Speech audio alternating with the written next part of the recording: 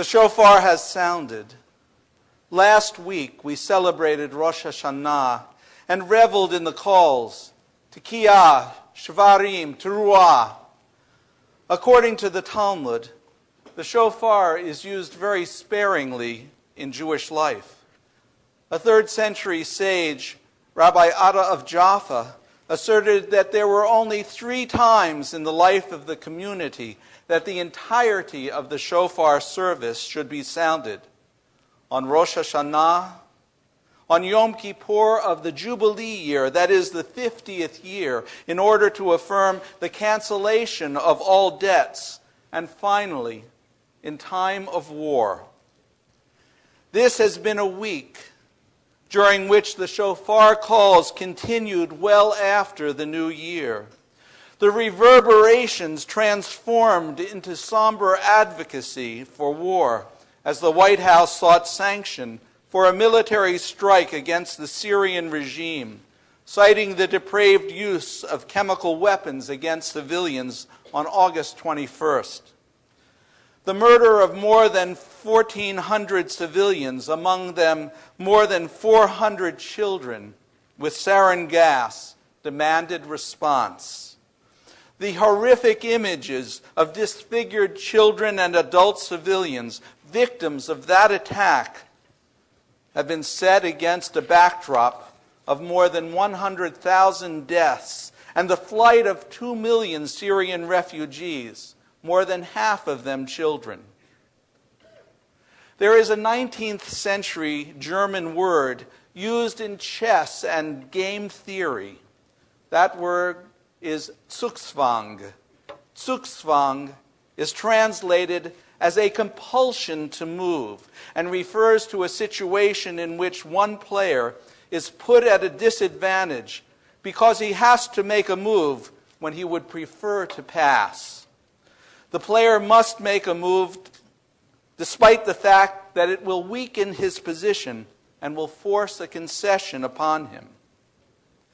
It is a most uncomfortable position in which to be placed. Nevertheless, as we enter Yom Kippur 5774, let us acknowledge that our nation and the world have been placed in moral Zugzwang. 10 days ago, I swore I would not speak about this situation. I counseled my colleagues not to speak about it. My wife chimed in and said, "Whatever you do, don't get into Syria. It's a no-win." My every instinct had been to avoid this topic, and yet it feels impossible to ignore the elephant in the corner. We are immersed in moral ambiguity.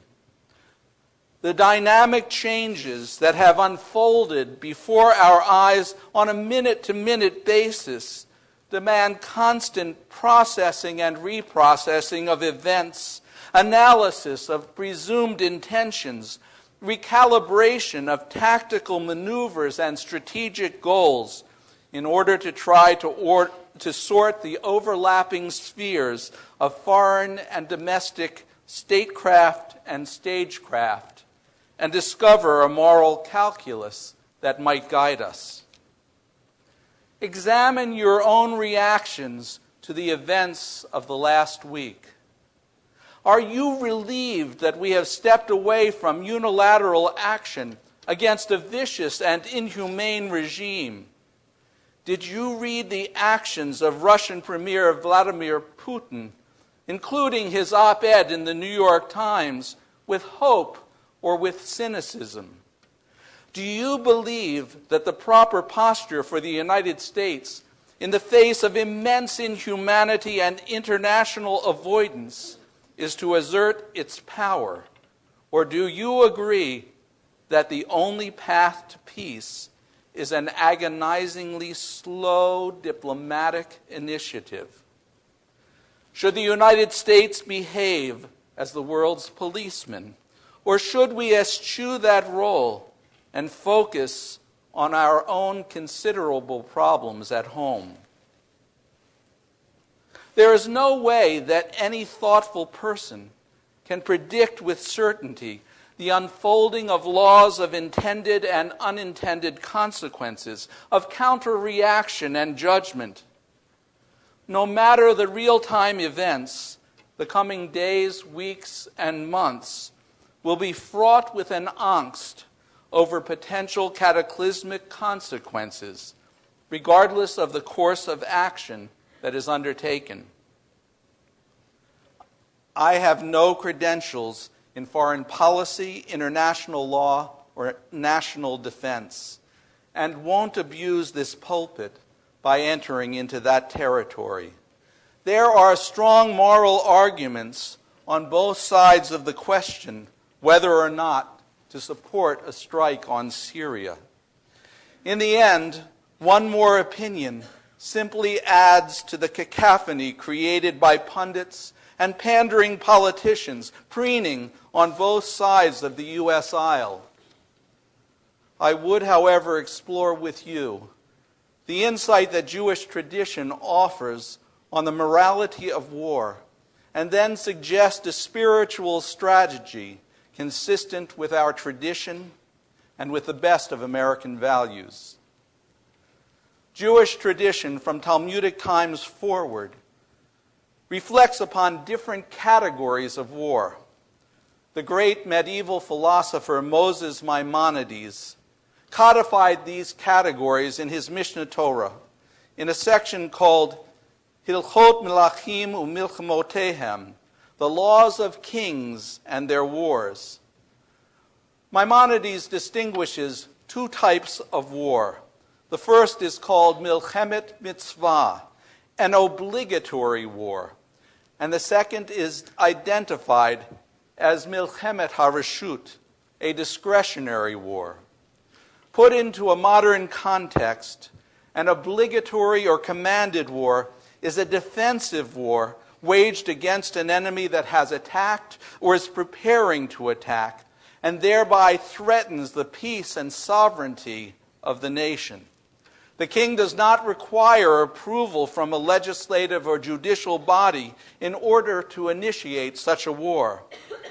The response, even if it is preemptive, is justified by the imminent danger and the obligation for self-defense. By extension, an overt threat against a nation with whom we are formally allied may also be seen as sufficient cause to justify entry into an obligatory war. A permitted or discretionary war, sometimes referred to as an optional war, is fought for the purpose of expansion of power, territory, or international prestige. It may not, according to Jewish law, be initiated by the ruler alone. The ruler must apply to the Sanhedrin for permission to lead the nation into this kind of conflict. A 2003 responsa issued by the Central Conference of American Rabbis Responsa Committee explains. Consider, for example, that the king must obtain the permission of the Sanhedrin before initiating such a conflict. This requires him to appear before a prestigious legislative judicial institution to make a compelling case for his war, and it raises the possibility that this case will fail to persuade. Consider, moreover, the exemptions from military service that are granted in a discretionary war. This means that the king must fight his war with a significantly reduced army, forcing him to think again about the advisability of initiating the conflict. These regulations, which make it much less likely that the king will engage in war unless it is absolutely necessary to do so, act as a significant brake upon his militaristic impulses. In this way, Jewish law begins to mitigate the acceptability of discretionary war. In addition, with the loss of national sovereignty and exile, the rabbis established as an ultimate value the very pinnacle, established peace as an ultimate value, the very pinnacle of their moral taxonomy. The Midrash records a stirring litany that indicates the strength of this rabbinic commitment to peace. Great is peace, for every conceivable blessing is contained therein. Great is peace, for every other ethical mitzvah is conditional. If you see, if you encounter, if you happen to discover, that is, if the occasion for the mitzvah should arise, then you must do it. But if it does not arise, you need not do it. In relation to peace, however, it is written, seek peace and pursue it. Seek peace in your own place and pursue it to another place as well. Great is peace, for even in a time of war, one must begin with an offer of peace. Shalom is one of the names by which the rabbis called God. But they go even further and assert that Shalom is the name of the Messiah and the name of Israel as well. In other words, peace is not only coextensive with the divine, it is a condition of redemption and salvation, and consequently, at the very epicenter of Israel's mission to the world. The 15th century Spanish rabbi, Isaac Arama, asserted that peace could not be achieved without addressing the reform of the social order.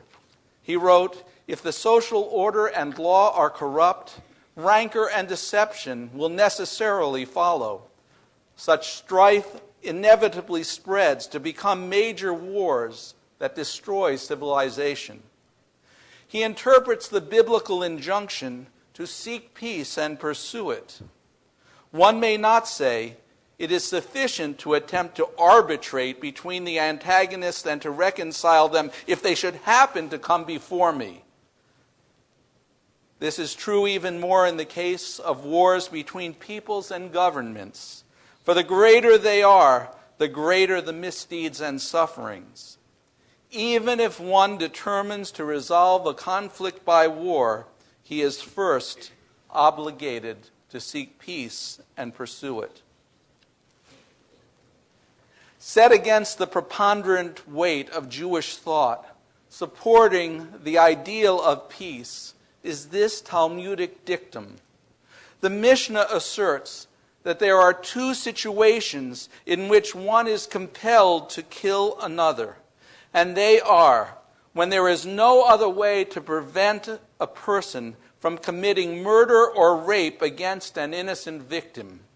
The Talmud asks, how do we justify the decision to kill the would-be perpetrator?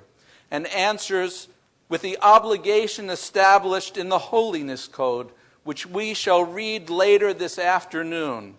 You shall not stand idly by the blood of your neighbor.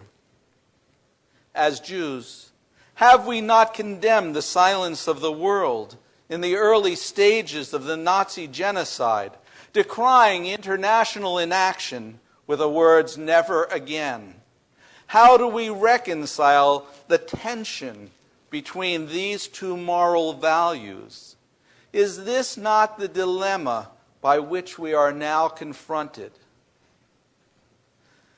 There is no easy resolution. If you feel the tension between these two demands, you may discover a greater sympathy for the vacillation by our president. In a search for guidance, permit me to conclude with the words of two moral giants of the 20th century, two Martins, Martin Luther King Jr. and Martin Buber, and encourage you to choose between them. In this 50th anniversary of the March on Washington, there has been repeated reference to King's great I Have a Dream speech. But I want to reference here an equally great speech, A Time to Break Silence, delivered by King at the Riverside Church in New York City on April 4th, 1967. he wrote, "There is an invisible book of life that faithfully records our vigilance or our neglect. Omar Khayyam is right. The moving finger writes, and having writ, moves on. We still have a choice today: nonviolent coexistence or violent co-annihilation. We must move past indecision to action. We must find new ways to speak for peace and justice throughout the developing world, a world that borders on our doors. If we do not act, we shall surely be dragged down the long, dark, and shameful corridors of time, reserved for those who possess power without compassion, might without morality, and strength without sight." Martin Buber responded to an article that Mahatma Gandhi had written in 1938 in his paper, in which he counseled the Jews of Germany to use satyagraha, nonviolent resistance against the Nazis. In a letter to Gandhi dated February 24, 1939, Buber wrote, "We have not proclaimed as you do, and as Jesus, the Son of our people, the teaching of nonviolence. We believe that a man must sometimes use force to save himself, or even more, his children. I cannot help withstanding evil when I see that evil is about to destroy the good. I am forced to withstand evil in the world just as I withstand evil in myself. I can only strive not to have to do so by force. I do not want force, but if there is no other way of preventing the evil from destroying the good, I trust that I shall use force and give myself up into God's hands." Buber was a true Ohev Shalom, a true lover of peace. But he believed, not without anguish, that peace at any price was not a sufficient moral option. Which of these models is the right course to choose? King's nonviolent resistance to evil, or Buber's terrible truth that despite our misgivings, there are times that we must be prepared to subdue evil with force and then give ourselves up into God's hands? This is a conversation worthy of our time and our continuing deliberation. As we immerse ourselves in Yom Kippur's metaphors of good and evil, life and death, apathy and redemption, may our decisions and our actions be both guided and limited by moral necessity. May the path that we choose for ourselves and for our children lead us ever closer to the path of peace.